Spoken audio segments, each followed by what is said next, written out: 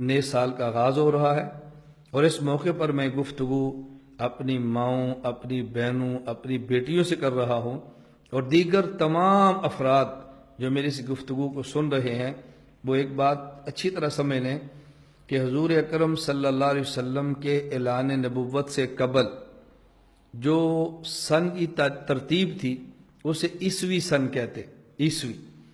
حضور اکرم صلی اللہ علیہ وسلم کے اعلان نبوت کے بعد جو دن اور مہینے اور سال شمار ہوتے اس ترتیب کو سن نبوی کہتے، نبوت کا پہلا سال، دوسرا سال، تیسرا سال۔ اور حضور اکرم صلی اللہ علیہ وسلم کے مدینہ منورہ تشریف لانے اور آپ کی وفات پا جانے کے بعد جو سن چلا ہے اسے سن ہجری قمری کہا جاتا ہے، اور یہ باقاعدہ حضرت عمر بن خطاب رضی اللہ تعالیٰ عنہ کے دور میں شروع ہوا ہے۔ حضرت عمر رضی اللہ تعالیٰ نے فیصلہ فرمایا، تمام صحابہ کے نے اس کی تائید فرمائی ہے، اور گویا اس بات پر صحابہ کا اجماع ہے کہ مسلمانوں میں جو شرعی مسائل کے لیے سن چلے گا وہ سن ہجری ہوگا، ایک سن عیسوی، ایک سن نبوی اور ایک سن ہجری۔ تو 1 جنوری 2017 یہ سن عیسوی ہے۔ جو ہمارے سال چل رہے ہیں مسلمانوں کے، جن کا آغاز محرم سے ہوتا ہے، ہم اس کو بھی ذہن میں رکھیں۔ ہم انگریزی سال بھی کہتے ہیں، عیسوی سال بھی کہتے ہیں، اس کا آغاز جنوری سے ہے، اور مسلمانوں کے لیے وہ سال جس کا تعلق شریعت کے حکام سے ہے اس کا تعلق محرم الحرام سے ہوتا ہے، اور یہ ہجری سال شمار ہوتے ہیں۔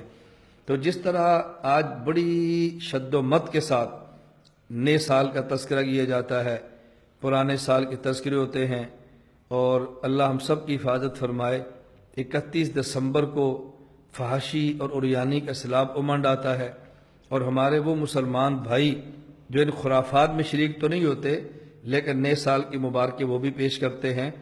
نئے سال کے نام پہ باقاعدہ مبارک دینا، اس کا ہماری شریعت میں کوئی تصور نہیں ہے، اس کا ہماری شریعت میں کوئی وجود نہیں ہے۔ سال آیا اور گزر گیا، نیا سال شروع یہ بھی گزر جائے گا۔ اگر نئے سال پر مبارکباد دینی شریعت میں ہوتی تو ہجری سن کے آغاز پر ہوتی، اور تعجب یہ ہے کہ جس حد تک اس سن کو عام کیا جاتا ہے عیسوی کو، اس حد تک سن ہجری کو مسلمان اس کو رواج دینے کے لیے تیار نہیں ہوتے۔ اور سن ہجری کی بنیاد سیدنا فاروق اعظم رضی اللہ عنہ رکھی ہے، لہذا سن ہجری کو یاد رکھنا صحابہ کرام سے محبت کی علامت ہے رضی اللہ تعالی عنہم۔ اس لیے جہاں جنوری، فروری ان ماہ کو یاد رکھتے ہیں، وہاں محرم، سفر کو بھی یاد رکھنا چاہیے۔ بعض شریعت کے مسائل ایسے ہیں، مثلا اگر طلاق ہو جائے تو عدت کا مسئلہ ہے، اسی طرح عورت کے طلاق ہو جائے تو عدت کا مسئلہ ہے، رمضان المبارک کے چاند رمضان کی گنتی کا مسئلہ ہے، عید الفطر کا مسئلہ ہے، اسی طرح حج کے ایام کا مسئلہ ہے، عید الاضحیٰ کا مسئلہ ہے، سال بھر جو زکوٰۃ کے لیے گنتی دنوں کی ہوتی ہے وہ مسئلہ ہے۔ اس میں ہجری سن چلے گا، اس میں عیسوی سن نہیں چلتا۔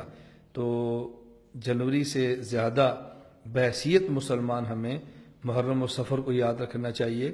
باقی اگر کوئی کسی ملک میں کسی جگہ پہ یہ عیسوی سن کی ترتیب سے حساب کتاب ہوتا ہے، ہم اس کو گناہ اور ناجائز نہیں کہتے، لیکن شرعی مسائل کا تعلق ہجری سن سے ہے۔